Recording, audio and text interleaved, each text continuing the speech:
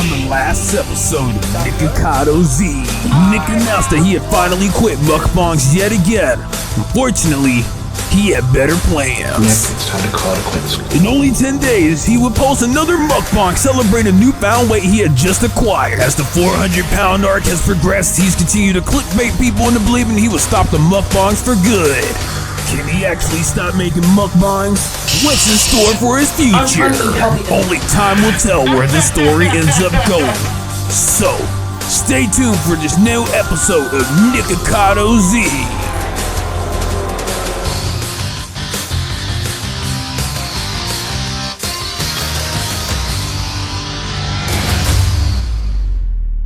So who is Nikocado Avocado? Nicholas Perry, known better by his alias Nikocado Avocado, was born May 19th, 1992 in the Ukraine. Early in his life, he had come to be adopted and would spend the majority of his childhood in America, growing up in Harrisburg, Pennsylvania. At a young age, Nick had a troubled childhood. At the age of 5, due to his struggle trying to understand the decision of his parents and the behavioral issues he faced, he had begun going to therapy and later would be prescribed antidepressants at the age of 7 because he was diagnosed with depression. At 21, before getting started on YouTube, he was a freelance violinist in New York. His dream was to eventually play for Broadway because being a freelancer couldn't generate enough sustainable income for him. So how did he get started on YouTube? His first channel was originally created May 27, 2014. Following that, he would eventually take over his boyfriend's channel, making it Nikocado Avocado 2, and then later on creating 4 more channels to maximize revenue and channel growth, and more than likely to have backups in case something was to happen to his original channel. Because at that time Nick was a vegan, his content would revolve around his vegan lifestyle, posting things such as the vegan vlogs. But due to his health issues that included a rotted tooth and a B12 deficiency, alongside his disdain and taste for the vegan community, citing them as, I think vegans are imbalanced, hostile, militant, and mentally unstable among the different types of groups and communities out there in the world, and that he said, I think vegans on YouTube tend to become mentally ill, which would eventually push him out of that community and would spark the next chapter in his life.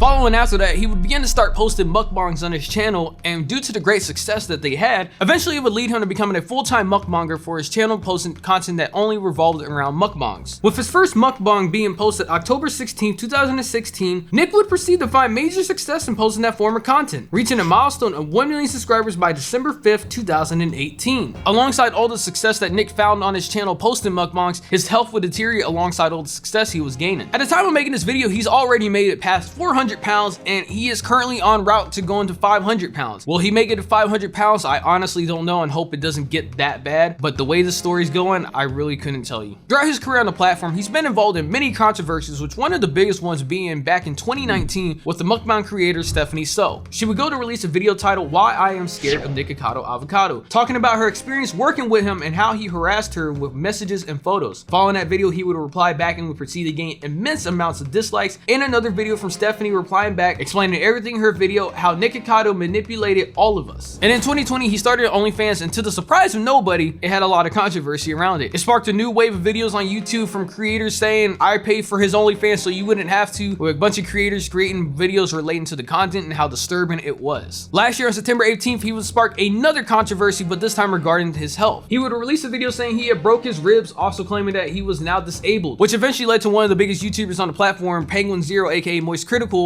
making a video talking about Nikocado Avocado. Down into tears and crying about something. He's notorious for constantly crying. So then why did I decide this video and these clips to show you? Well, as you can tell from the title of that video, he now claims to be a disabled person, which I'll get into in a minute, but I want to focus on what he said at the beginning. Outside of making some of the most revolting noises I've heard in quite some time while undergoing some kind of exorcism. Which then prompted Nick to make a reply back, and then in his video you can see him stopping around immediately, which Charlie pointed out as well too, that his ribs must be fine considering he had no problem walking around, jumping up and down, being upset. And so following after that, it didn't take long for Nick's fans and for people who are actually disabled to start speaking out against him. Leading up to present day, he's been involved in other smaller but notable controversies, but due to his previous past, most people just viewed whatever he posts as another way of him trying to bait people into clicking on his channel and watching more of his videos. In the past, Nick has claimed that he fully understands what he's doing and is actually in control of every action that he does. 2 steps ahead. I am always 2 steps ahead. This has been the greatest social experiment I've come to know. Certainly the greatest social experiment my entire life.